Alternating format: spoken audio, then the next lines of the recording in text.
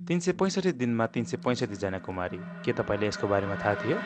Hello everyone, I am Shirish Karmachari and this is blog 4 of corporate astrologer series. र आज चाहिँ म जाँदैछु असनमा एउटा स्पेसल कुमारी पूजाको लागि। र छिटो आफ्नो जब सकाएर म र मेरो मम्मी चाहिँ लाग्यो मामु घरतर्फ, किनभने मेरो मामु घर असनमै छ। त्यहाँ मेरो एउटा बहिनी पनि छिन् जो आजको कुमारी पूजामा पार्टिसिपेट हुँदैछन्। अनि ऊ चाहिँ यस्तै कुमारी पूजाको भूतपूर्व कुमारी जुन चाहिँ अहिले एलिजिबल छैन। सो सबैजना रेडी भएर हामी चाहिँ लाग्यौँ अब असन बालकुमारीतर्फ। र यहाँको पप्पीहरू एकदमै मोटो मोटो हुने गर्छन्। र कुमारी पूजामा पुग्नु अगाडि नै यहाँ चक्लेटको डिमान्ड आइसकेपछि हामीले केही भन्न सकेनौँ। र चक्लेट दिइसकेपछि हामी फेरि अब बिस्तारै बिस्तारै हिँडेर बालकुमारीतर्फ जाँदैछौँ।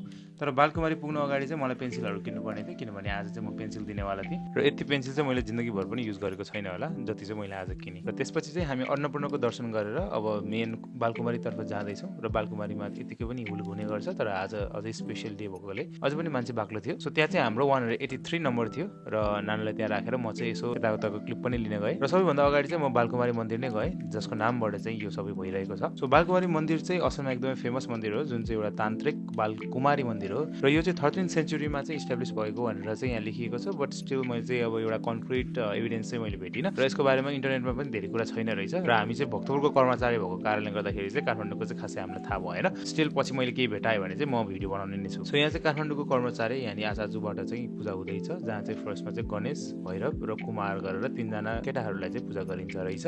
त्यसपछि चाहिँ बल्ल कुमारीहरूलाई चाहिँ सुरु हुने रहेछ। सो 365 कुमारी चाहिँ यता अफिसियली रेजिस्टर हुने रहेछ, जुन चाहिँ हरेक दिनको लागि चाहिँ एउटा कुमारी गरेर 365 वटा इन्डिभिजुअल कुमारी। र 365 वटा चाहिँ अफिसियल टिकट्स बाँडिने रहेछ, जुन चाहिँ त्यहाँ आसपासको मान्छेहरूले लिएर आफ्नो आफ्नो घरको बच्चाहरू जुन चाहिँ कुमारीहरू हुनुहुन्छ उहाँहरूलाई चाहिँ ल्याएर चाहिँ त्यहाँ पूजा गर्न ल्याउनु हुने रहेछ। त्यसपछि कुमारीको सेवा गर्न चाहने मान्छेहरूले चाहिँ आफ्नो आफ्नो तर्फबाट आफ्नो अफरिङ चाहिँ दिनुहुने रहेछ। र यो ज्योतिषीको भिडियोमा ज्योतिषको कुरा नहुने त कुरै भएन। सो त्यही भएर चाहिँ एउटा तपाईँलाई क्विक रेमेडी, यदि तपाईँको मर्क्युरीको दशा चलिरहेको छ और मर्क्युरी खराब छ चार्टमा भने चाहिँ यस्तै खालको कुमारी पूजामा चाहिँ तपाईँले स्टेसनरी आइटमहरू डोनेट गर्नुभयो भने तपाईँको त्यो दोष चाहिँ जान सक्छ। यो चाहिँ एउटा जेनरल स्टेटमेन्ट भए तापनि तपाईँले दिँदाखेरि खासै केही फरक पर्दैन र यसले ब्याकफायर पनि गर्दैन। सो यस्तो खालको केही इभेन्टहरू तपाईँको घर आसपासमा भइरहेको छ भने चाहिँ अफकोर्स अफर गर्नु होला। Let's get back to the video. र त्यहाँ धेरै राम्रो राम्रो श्रृङ्गार गरेर पनि धेरै सानो सानो बच्चाहरू चाहिँ कुमारी बनेर आउनुभएको थियो। र यो एटेन्ड गरेर चाहिँ म घर गएँ र यसरी नै मेरो शनिबार सक्यो। आजको भिडियोको लागि यति नै, र अर्को भिडियोमा अझै इन्ट्रेस्टिङ कुरा लिएर आउने नै छु। त्यसैले यो च्यानललाई नबिर्सिकन फलो गर्नु होला। राधे राधे।